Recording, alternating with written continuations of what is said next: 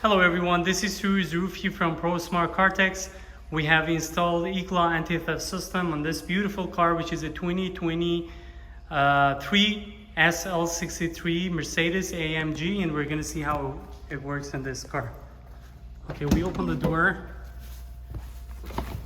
We sit inside the vehicle. Okay, we try to start the car.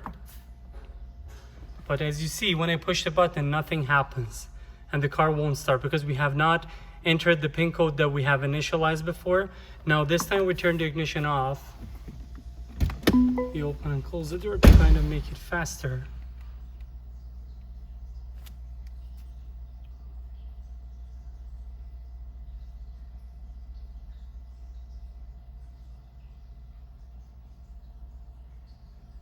So this time, I'm going to turn the ignition on and I'm going to press the password that I have set before.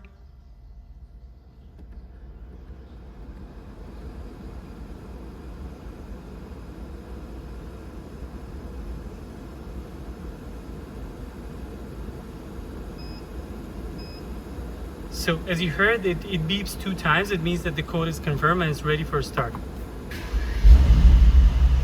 So the car will start and the engine is running. So this is how this system, the IGLA anti-theft system, works in this car.